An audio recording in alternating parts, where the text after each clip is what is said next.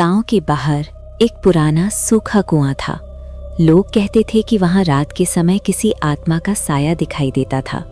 सूरज ढलते ही कोई भी उस रास्ते से गुजरने की हिम्मत नहीं करता था। एक दिन शहर से पढ़ाई करके लौटा अर्जुन अपने दोस्तों से बोला, ये सब अंधविश्वास है, भूत प्रेत कुछ नहीं होते। दोस्तों ने उसे चेतावनी दी, रात को उस कुएं के पास मत जाना, कई लोगों ने अजीब आवाजें सुनी है। लेकिन अर्जुन नहीं माना। उसने तय किया कि वो रात को 12 बजे उस कुएं के पास जाएगा और सच पता लगाएगा।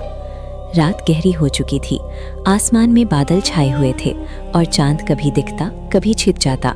हवा में ठंडक थी और पेड़ों की डालियां आपस में टकराकर डरावनी आवाजें कर रही थीं।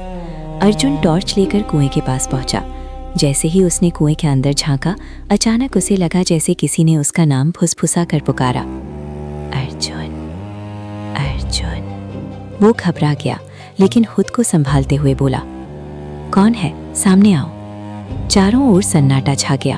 तभी अचानक उसकी टॉर्च बंद हो गई। अब वहां केवल अंधेरा था। अचानक उसे महसूस हुआ कि उसके पीछे कोई खड़ा है। उसने धीरे धीरे पीछे मुड़कर देखा। सफेद साड़ी में एक औरत, जिसके लंबे बिखरे बाल चेहरे को ढके हुए थे। उसकी आंखें लाल थीं।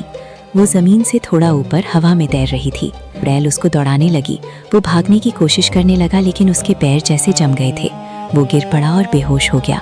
अचानक उस औरत की हंसी गूंज उठी। पूरे जंगल में वो डरावनी हंसी फैल गई। अगली सुबह गांव वालों ने अर्जुन को कुएं के पास जंगल में पाया। उसकी आंखों में डर साफ दिखाई दे रहा था। उसने सबको बताया कि उसने उस आत्मा को देखा है और वो जगह सच में शापित है। गांव के बुजुर्गों ने बताया कि कई साल पहले उसी कुएं में एक औरत ने छलांग लगाकर अपनी जान दे दी थी। तभी से उसकी आत्मा वहां भटक रही है। उस दिन के बाद अर्जुन कभी भी उस कुएं के पास नहीं गया।